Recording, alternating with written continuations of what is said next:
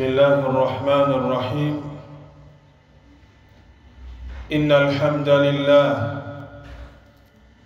نحمده ونستعينه ونستغفره ونعوذ بالله من شرور أنفسنا ومن سيئات أعمالنا.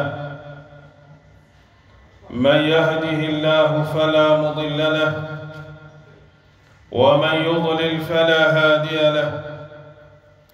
وأشهد أن لا إله إلا الله وحده لا شريك له. وأشهد أن محمدًا عبده ورسوله. بلغ الرسالة وأدى الأمانة ونصح الأمة وتركنا في المحجة البيضاء ليلها كنهارها لا يزيغ عنها إلا هالك. أما بعد، فإن أصدق الحديث كتاب الله، وخير الهدي هدي محمد صلى الله عليه وسلم، وشر الأمور محدثاتها، وكل محدثة بدعة، وكل بدعة ضلالة. يقول الله جل وعلا في محكم كتابه العزيز المجيد: أعوذ بالله من الشيطان الرجيم. بسم الله الرحمن الرحيم. والعصر إن الإنسان لفي خسر إلا الذين آمنوا وعملوا الصالحات وتواصوا بالحق وتواصوا بالصبر. Wapenzi katika imani,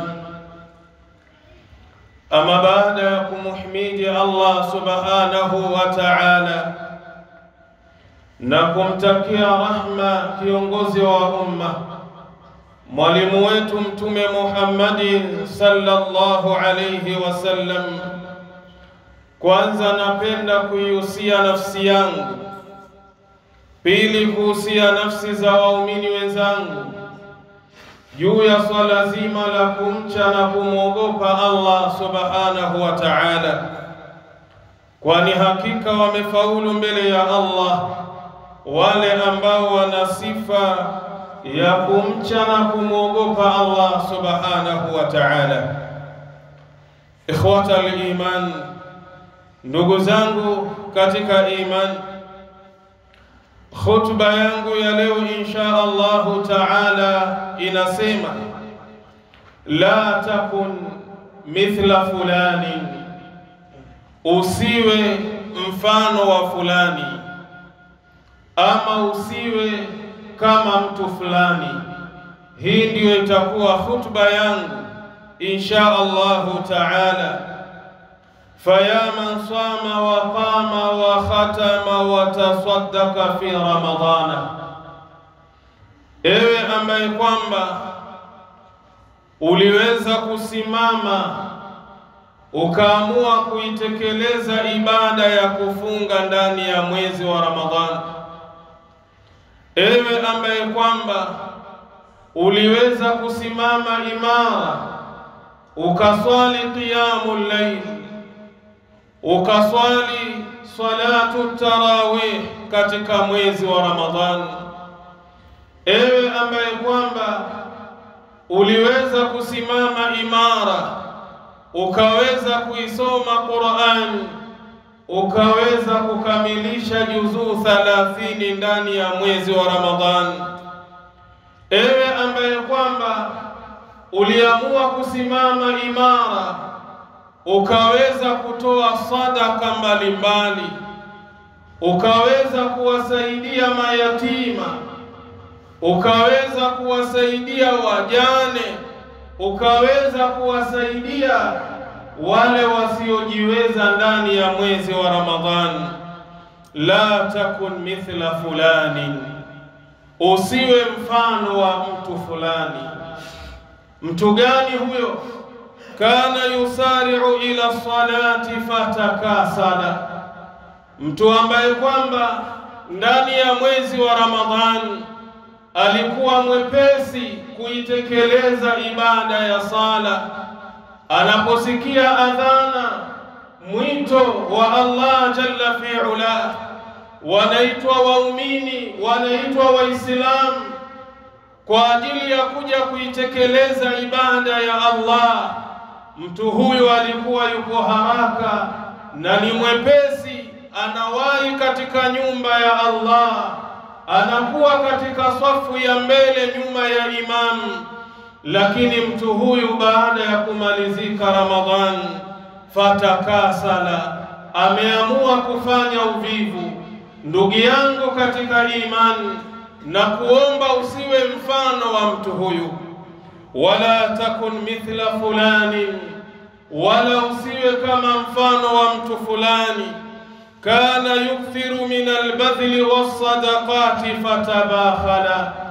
Ndani ya mwezi wa Ramadhan alikuwa ameamua kujitolea na kutoa sadaka mbalimbali, lakini baada ya kumalizika mwezi wa Ramadhan fatabakhala, ameamua kufanya ubakhili, ameamua kuzuia fedha zake, ameamua kuizuia mali yake kwa sababu ya mwezi wa Ramadhani umekwisha malizika.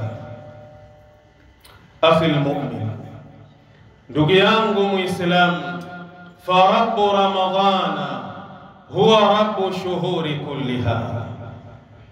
Mola mlezi ambaye ulikuwa naye ndani ya mwezi wa Ramadhan, au ndiye Mola ambaye kwamba anapatikaniwa katika miezi mingine ambayo ni kinyume na mwezi wa Ramadhan. Sio kwamba ulikuwa ukimwabudu Allah jalla fi'ala kwa sababu ya Ramadhan, baada ya Ramadhani kumalizika basi umeamua kuhama msikiti. Leo ma'al asafi shadid, nyumba za Allah jalla fi'ala zinawalilia wale waumini ambao kwamba waliokuwa wakijazana ndani ya misikiti katika mwezi wa Ramadhan. Na leo waumini wale, na leo waislamu wale wametoweka. Wamekwenda wapi waislamu hawa? Utawapata kwenye kazi zao, utawapata kwenye majumba yao, utawapata kwenye biashara zao, utawapata kwenye mihangaiko yao ya kidunia na kilimwengu. Limadha? Ni kwa nini wanafanya haya? Ni kwa sababu walikuwa na imani ya kwamba yule anayestahiki kufanyiwa ibada anapatikaniwa ndani ya mwezi mtukufu wa Ramadhani peke yake. La takun mithla hadha, usiwe mfano wa mtu huyo. Ikhwata al-iman, ndugu zangu katika iman, ijtahidu fil mudawamati ala al-a'mali salihah ba'da Ramadhan. Naomba mjitahidi na mujitume na kujipinda katika kuyatenda matendo mema, katika kuyafanya mambo ambayo ni mazuri baada ya kumalizika mwezi mtukufu huu wa Ramadhan. Mithla qiyamil layl, mfano wa kusali qiyamul layl, kusali tahajjud, wa siyamil bidhi, na kufunga zile siku nyeupe ambapo ni tarehe 13, 14, 15 kulingana na kalenda ya Uislamu. Wa siyami 6 min Shawwal, vile vile tujitahidi kufunga siku 6 kutokamana na mwezi wa Shawwal. Sio lazima akhil mu'min ya kwamba umemaliza kula Idi basi uanze kuwajibika kufunga 6 za Shawwal. Hapana ndugu yangu katika imani, 6 hizi zinapatikana ndani ya mwezi mzima wa Shawwal. Unaweza kufunga leo, kesho ukaacha, kesho kutwa ukaacha, mtondo ukaweza kufunga, ikawa hali yako ni hiyo, lakini uzimalize siku 6 hizi ukiwa ndani ya mwezi wa Shawwal.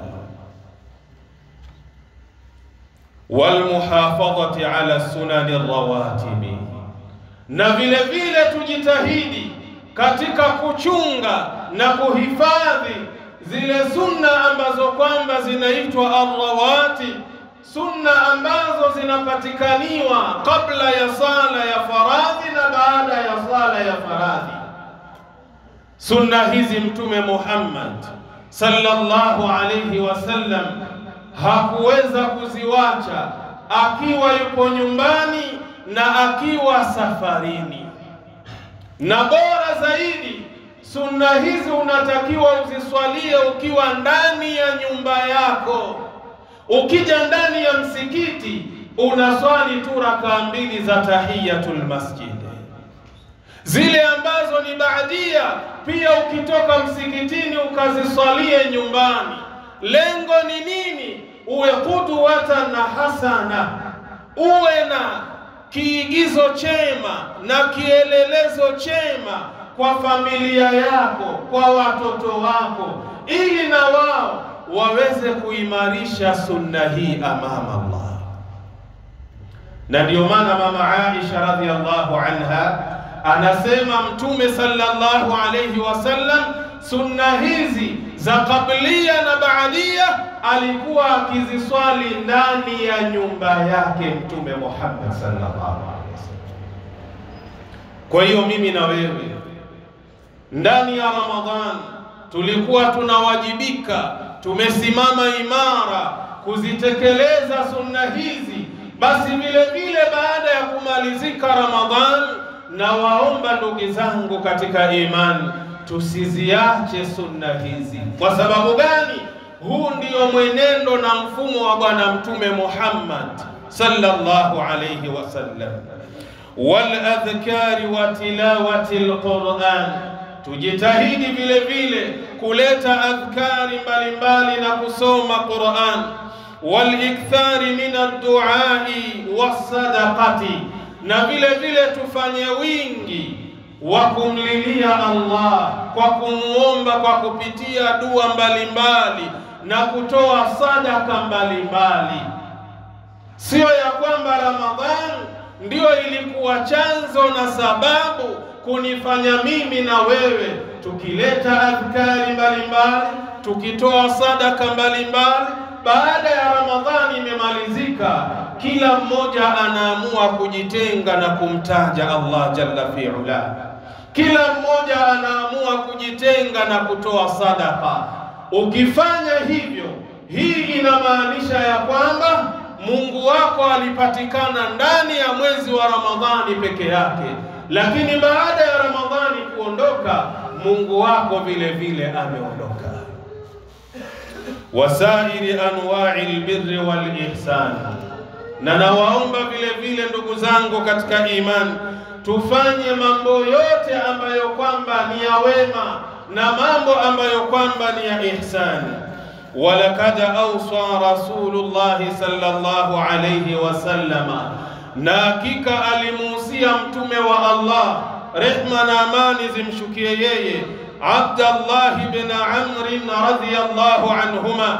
Alimpa wasia Abdullah mtoto wa Amri, radhi za Mwenyezi Mungu ziwaendee wawili hao. Faqala lahu, mtume akamwambia sahaba wake huyo, ya Abdullah, ya Abdullah, la takun mithla fulani, usiwe mfano wa mtu fulani. Kana yaqumu al-laila, alikuwa akisimama usiku kwa ajili ya ibada.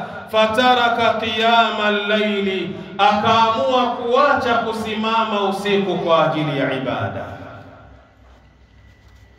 Huu ni wasia Mtume Muhammad sallallahu alayhi wasallam, anampa onyo na anampa tahadhari sahaba wake ya kwamba usiwe mfano wa sahaba fulani.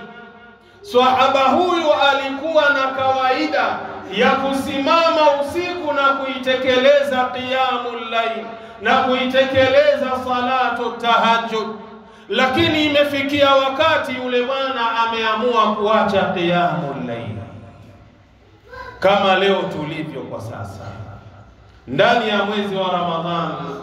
Huu msikiti kwa wakati wa sasa umekwisha jaa. Ndani ya mwezi wa Ramadhan, katika sala za dhuhuri, alasiri, magharibi na isha na subhi, wallahi unafurahi jinsi unavyowaona waumini walivyokuwa wingi ndani ya nyumba ya Allah jalla fi'ala. Lakini sasa hivi is'al nafsak, iulize nafsi yako, aina dhahabu Waislamu hawa waliokuwa wakijaza msikiti wamekwenda wapi? Waislamu hawa walikuwa wamejazana misikitini wakisoma Qur'an, aina tawajjahu, wapi wameelekea Waislamu hawa? Waislamu hawa tunao, tunaishi nao, tunakula nao, tunalala nao, lakini Mungu wao alikuwa ndani ya mwezi wa Ramadhan. Pindi ilipomalizika Ramadhan, wameweza kuupa talaka msikiti, wameweza kuukimbia msikiti. Leo mtu anasikia hayya ala salah, njoo katika sala, hayya ala alfalah, njoo katika kufaulu, lakini wallahi anaupita msikiti ni kama haujui.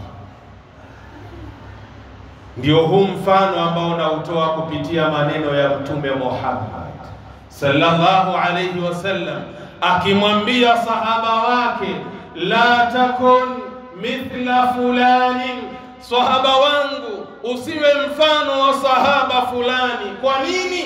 Kana yaqumu al-laila, alikuwa akisimama usiku kwa ajili ya ibada, fataraka qiyama al-laili, akaamua kuacha kusimama usiku kwa ajili ya ibada.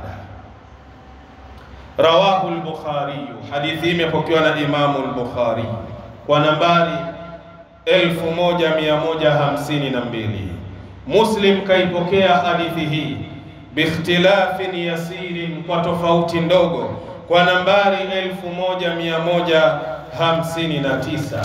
Sheikh Albani ameisahihisha hadithi hii fi Sahih al-Jami', utaipata kwa nambari 7945. Ikhwata al-iman, ndugu zangu katika iman, jahidu anfusakum ala thabati ala fi'li al-khair wa ta'at,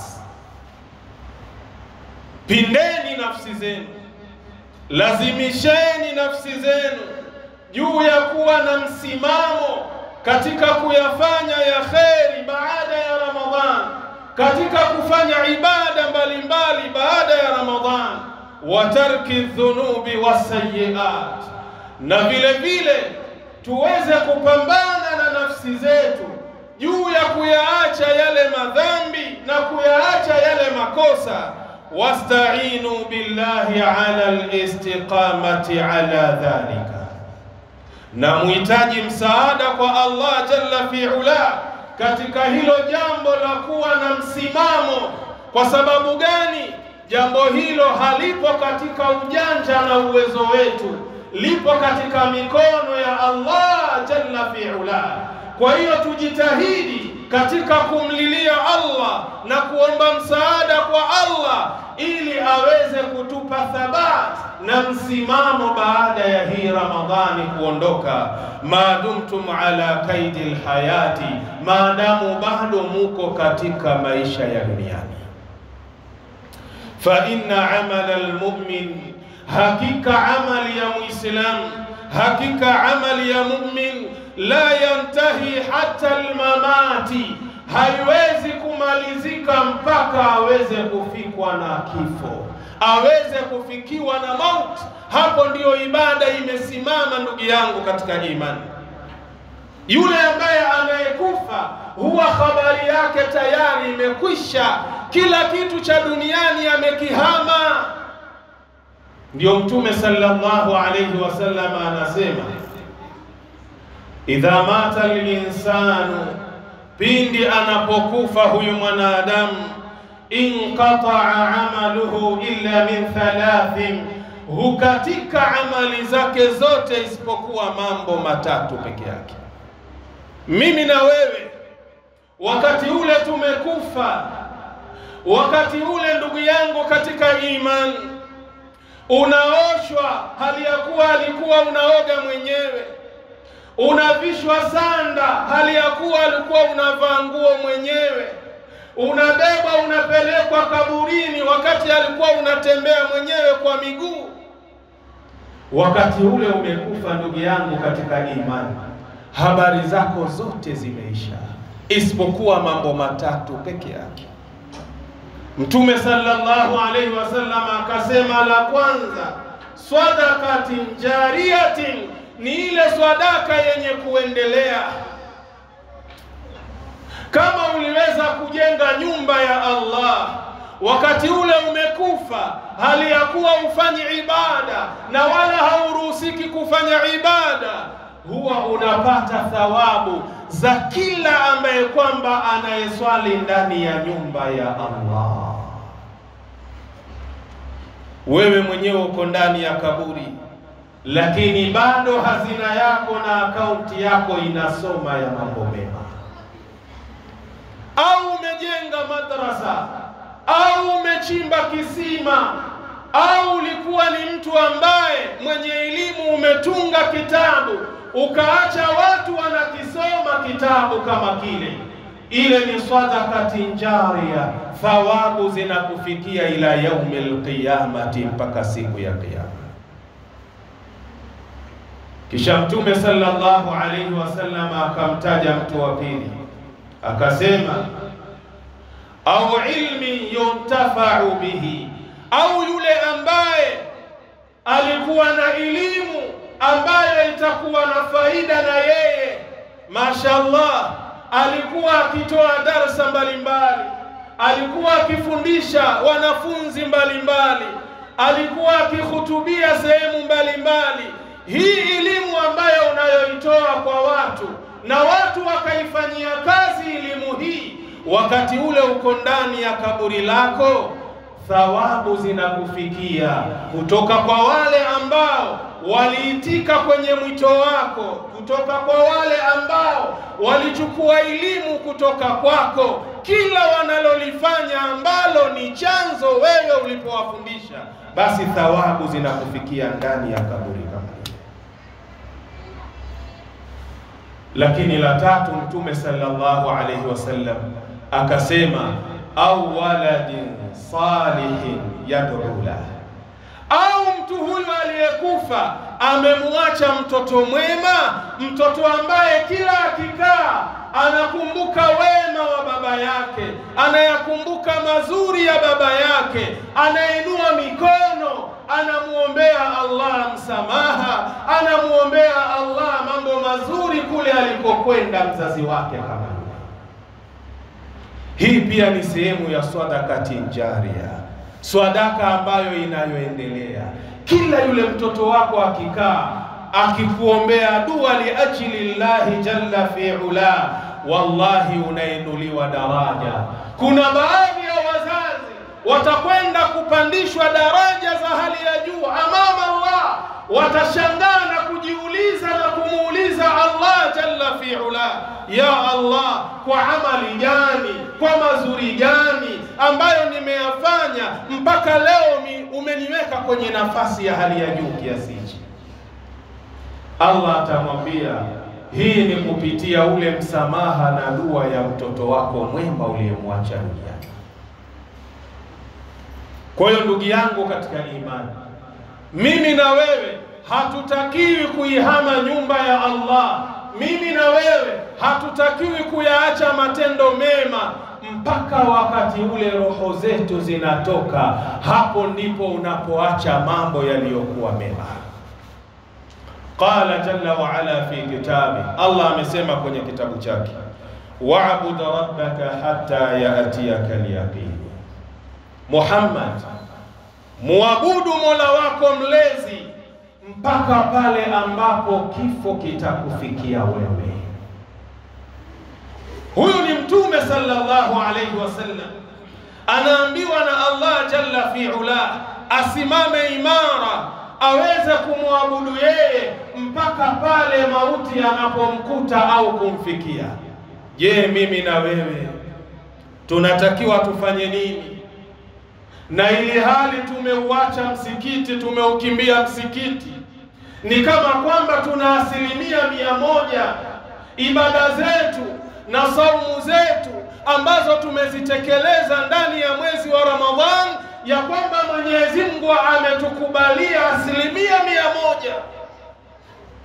Wakati masahaba ridwanullahi alaihim walikuwa wakilia kabla ya Ramadhan, miezi 6 wanamuomba Allah awafikishe Ramadhan. Wakati masahaba ridwanullahi alaihim inapomalizika Ramadhan, wanamuomba na kumlilia Allah awape istiqama na wajibiwe amali zao ambazo wamezifanya ndani ya mwezi wa Ramadhani.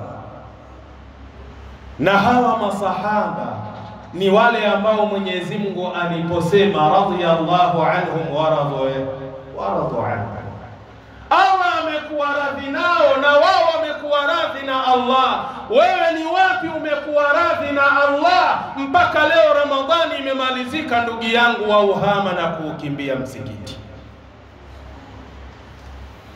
Kaangalia surati al-Hijr aya nambari 99, wa bi'sal 'abdu man ya'budu rabbahu fi Ramadhan. Na ni kiumbe kibaya kilioje kile ambacho kwamba huwa kinamwabudu Mwenyezi Mungu ndani ya mwezi wa Ramadhani. Ramadhani inapoingia, wallah, kabla ya adhana unamshuhudia yuko ndani ya msikiti anaswali zile sunanur rawatib, unamshuhudia analeta adhkar, unamshuhudia anasoma Qur'an, unamshuhudia anaomba dua mbalimbali. Lakini ngoja Ramadhani inapokuwa imetoka, thumma idha kharaja, kisha inapotoka hiyo Ramadhan, istafqala bil ibadati, anakuwa mzito katika kufanya zile ibada. Leo tumekuja msikitini, ni wangapi tumewaacha nje wako maskani, na Ramadhani tulikuwa ndani ya nyumba ya ibada pamoja nao. Kwa hiyo mtu huyu Ramadhani inapokuwa imetoka imemalizika, anaanza kuwa ni mzito katika masala ya ibada. Wa ataa shayatina, na anakwenda kuwatii wale ambao ni mashayatini, anakwenda kunywa pombe. Yule ambaye alikuwa ameacha bangi, Ramadhani imemalizika karudi kwenye bangi. Yule ambaye aliacha mugokaa, Ramadhani imemalizika karudi kwenye mugokaa.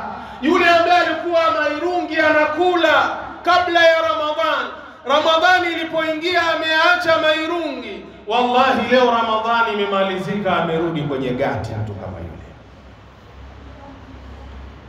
Ndugu yangu katika imani, wathabatu ala ta'ati llahi ba'da Ramadhan, na kuwa na msimamo wa kufanya ibada na kuyaacha yale ambayo kwamba ni maovu na machafu baada ya Ramadhani kuondoka, dalilun ala sidqi ibadati Ramadhana. Hii ni dalili kwako ya kwamba ile ibada ambayo uliifanya ndani ya mwezi wa Ramadhani ilikuwa ni ibada ya kweli.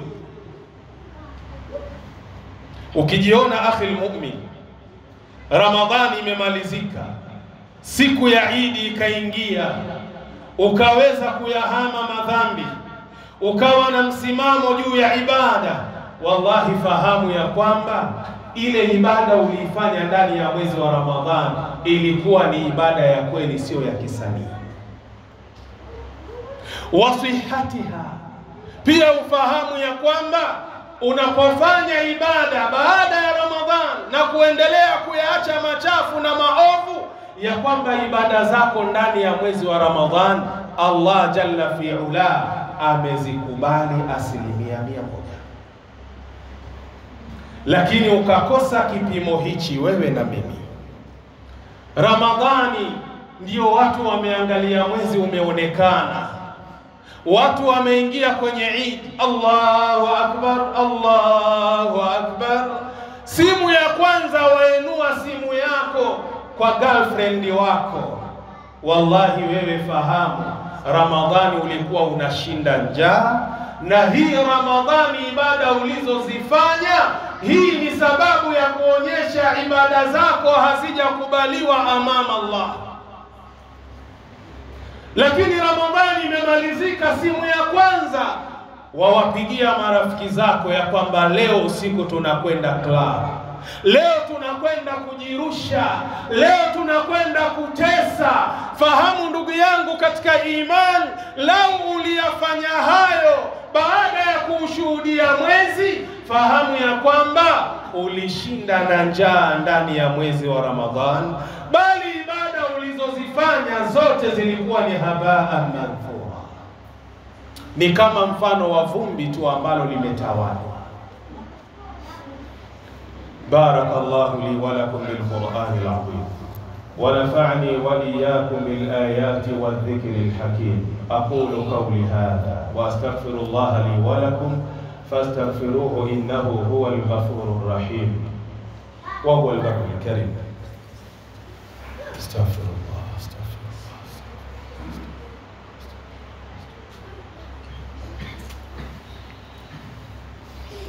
Bismillahir rahmanir rahim.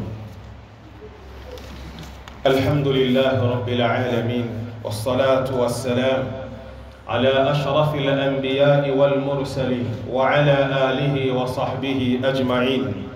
Amma ba'du, ikhwatal iman, ndugu zangu katika iman, abwabu taubati la zalat maftuhatan lam tughlaq ba'da Ramadan. Milango ya kurudi kwa Allah na kutubia kwa Allah, bado milango ile ya Allah ipo wazi, haijafungwa baada ya kumalizika mwezi wa Ramadhani.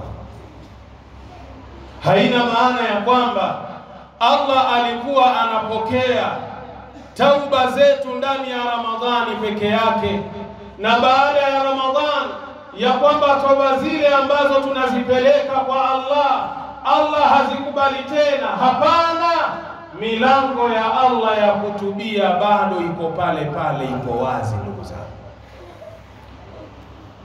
Wa rabbuna yakbalu taubata min ibadihi, na Mola wetu mlezi anakubali toba kutoka kwa mja wake, kwa kiumbe chake, fi kulli zamanin wa makanin, katika kila wakati na kila sehemu utakayokuwa. Maadamu umekumbuka ya kwamba mimi nilimkosea Allah jalla fi'ala, na ndani ya Ramadhan kosa hili niliweza kulisahau kutubia amama Allah, fahamu milango ya tauba ipo wakati wowote, mahala popote. Sio lazima iwe ndani ya nyumba ya Allah, hata nyumbani kwako. Sio lazima iwe nyumbani kwako, hata kama unatembea, hata kama unaendesha gari, hata kama uko juu ya kipando, maadamu umelikumbuka lile kosa, rudi kwa Allah. Milango ya Allah bado ipo wazi ya tauba.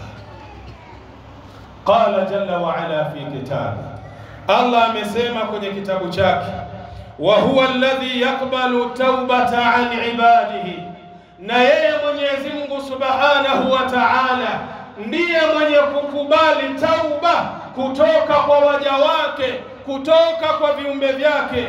Wa yafu ani sayyi'at, na anayasamehe na kuyafuta yale makosa yote tuliyoyafanya. Wa ya'lamu ma taf'alun, na Allah anayajua yale yote ambayo wanadamu tumeyafanya kwenye ulimwengu.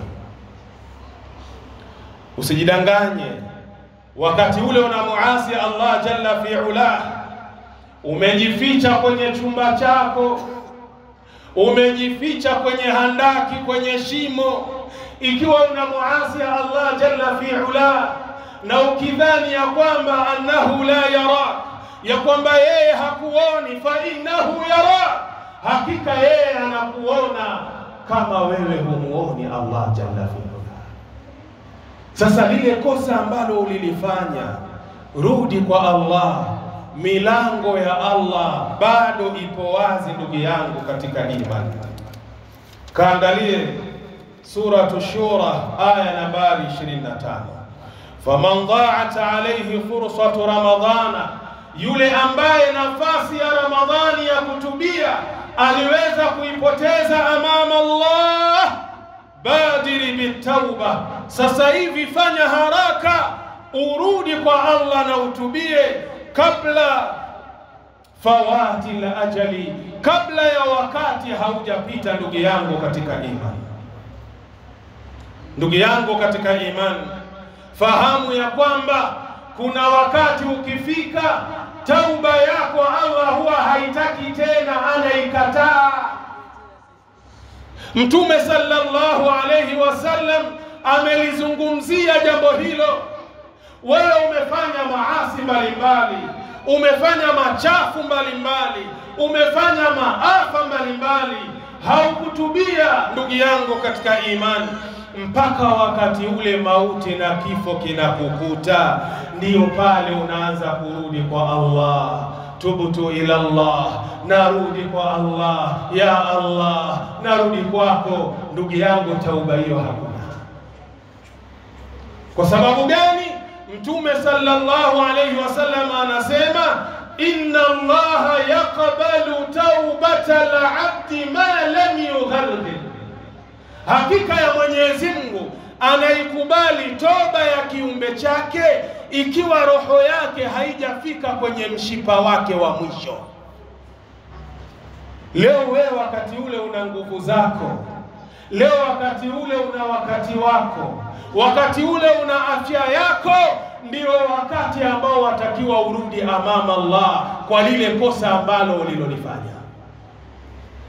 Lakini wakati ule unatokwa na roho, ushaonyeshwa mahala unapokwenda, kwa sababu Mtume anasema hakuna ambaye roho yake itachukuliwa na malakul maut isipokuwa wakati inachukuliwa roho ile anaonyeshwa ni mahala gani anapokwenda.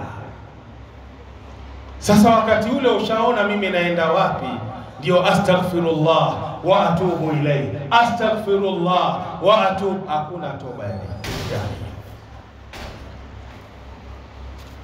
Wapenzi katika imani, la tayas fa kullu bin adam khata, usikate tamaa juu ya dhambi zako, kwani hakika kila mwanadamu ana sifa ya kukosea.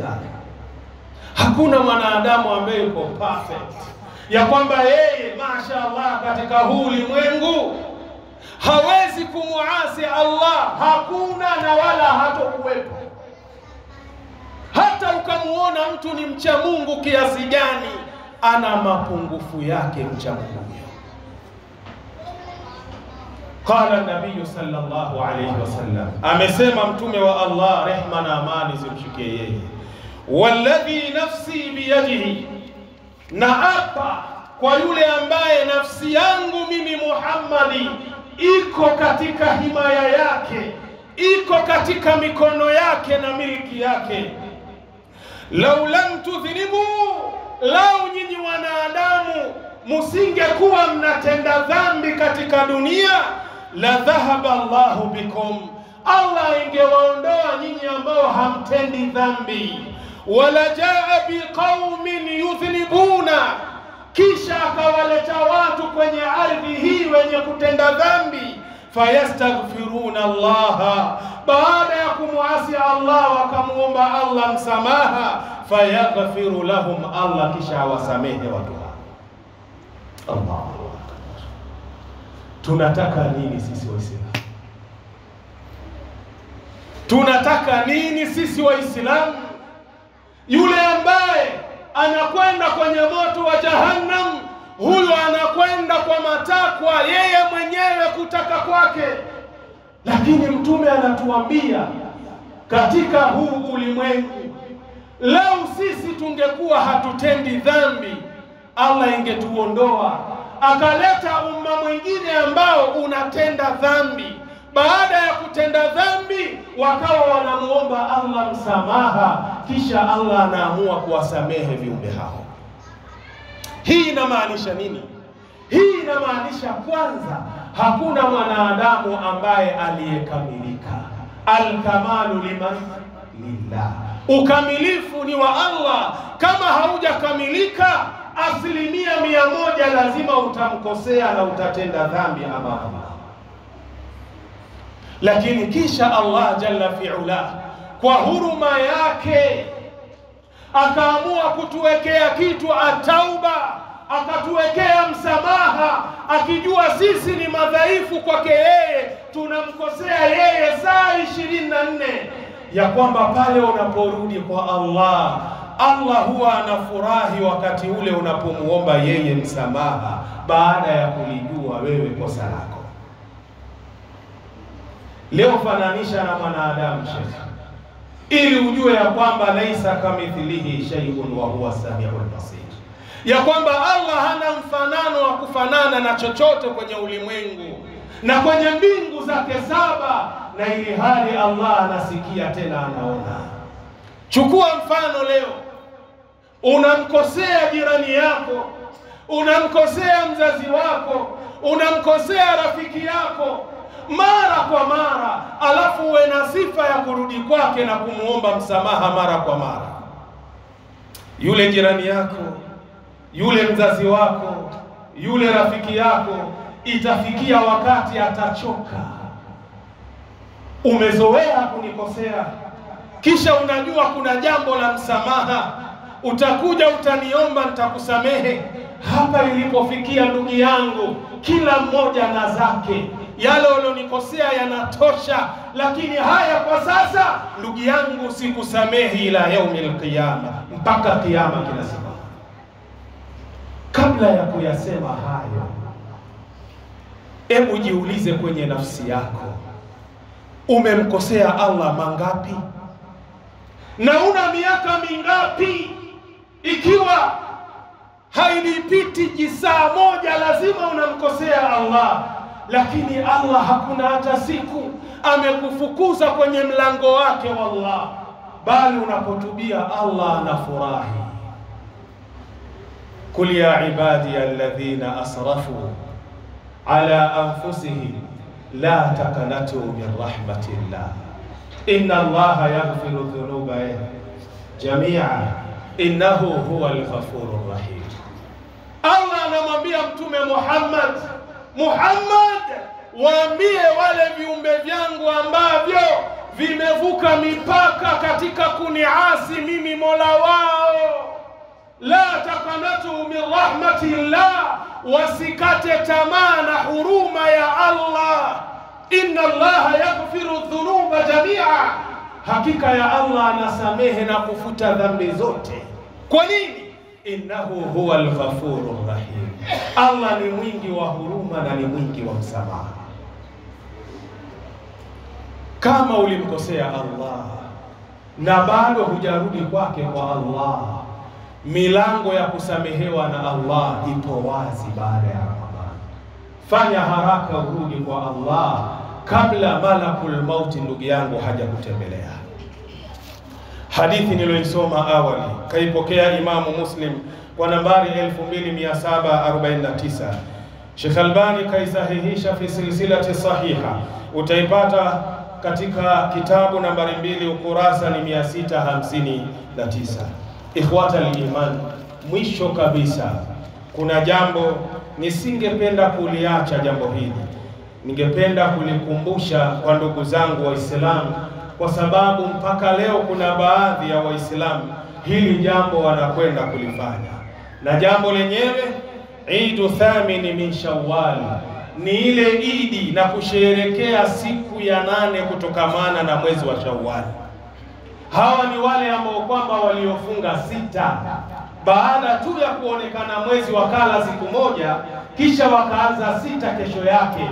Siku ya 8 inapofika, kuna wale ambao wanaisherekea ile siku wakisema hii ni siku ya Idi, hii ni siku kuu kwao. Na mimi nishawasikia baadhi ya watu wakiyazungumza haya. Mtu kaagizia jogoo lake safi Sheikh, kenda kununua mchele Pishori nambari 1 kabisa, anapita nao pale. Sheikh vipi bwana? Anasema umesahau kama leo ni idi yetu bwana, tulofunga 6 Sheikh. Idi hiyo ya mfukoni mwako haipo.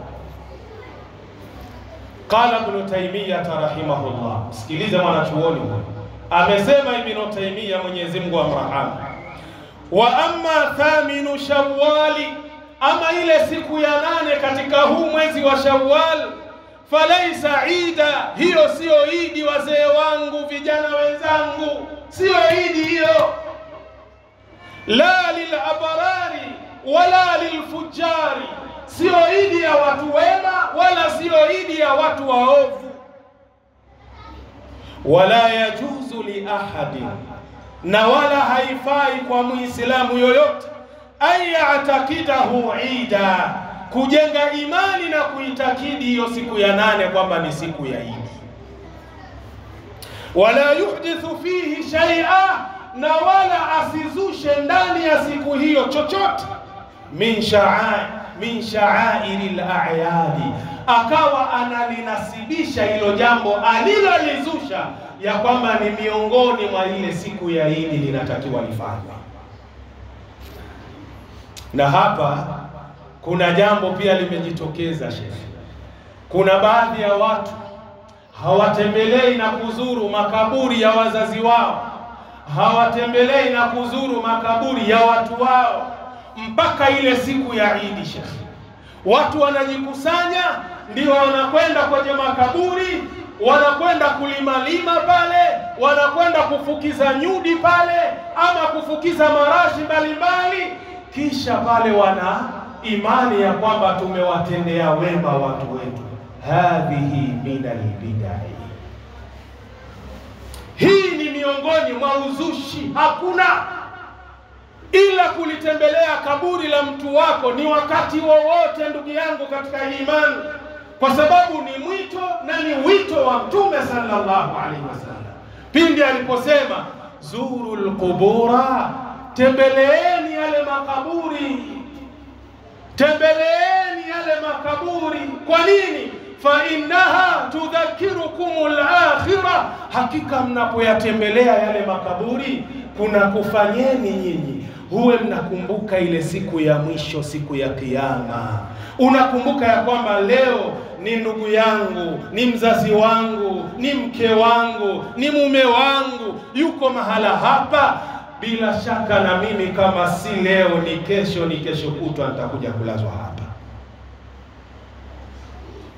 Sasa usilinasibishe ile jambo siku ya sherehe eti mnakwenda kutembelea na kuzuru makaburi. Hii yote ni bid'a. Kutembelea kaburi ni wakati wowote unaweza kulitembelea kaburi na kwenda kuyatolea salamu yale makaburi na kuambia ya kwamba na sisi muda sio mbali tutakutana na nyinyi.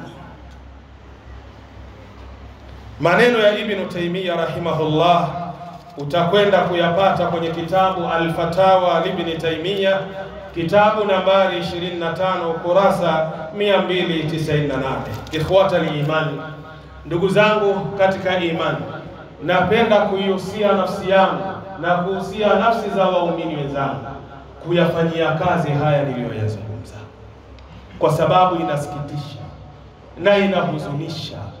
Leo nyumba za Allah, lau kama Allah anatuonyesha jinsi zinavyolia, wallahi tusingeacha kuja misikitini. Wala usishangae yale majabali na ile milima huporomoka na kutingishika min khashyatillah, kwa kumwogopa Allah jalla fi'ala. Usishangae nikikueleza ya kwamba nyumba ya Allah inalia, inawatafuta waumini wa Ramadhani hawaonekani. Sio lazima machozi uyaone. Tembea kwenye ardhi ya Allah ukaangalia, kuna majabali yanachuruzika maji, ila kwa sisi wanadamu tunasema hadha maun, haya ni maji. Lakini ikhwata al-iman, huenda yale si maji, yale ni machozi ya majabali kama yale. Kumbuka aya tu ya Allah, law anzalna hadha al-Qur'ana ala jabalin la ra'aytahu khashi'an mutasaddian min khashyatillah. Allah, inna Allaha wa malaikatahu yusalluna 'alan nabiy ya ayyuhalladhina amanu sallu 'alayhi wa sallimu taslima. Allahumma salli 'ala Muhammadin wa 'ala ali Muhammad كما صليت على آل إبراهيم إنك حميد مجيد. اللهم بارك على محمد وعلى آل محمد كما باركت على آل إبراهيم إنك حميد مجيد. وارض اللهم عن الخلفاء الأربعة منهم أبي بكر وعمر وعثمان وعلي وعن سائر الصحابة أجمعين. اللهم أعز الإسلام والمسلمين وأذل الشرك والمشركين ودمر أعداءك أعداء الدين وانصر جيوشك المسلمين. أقم الصلاة.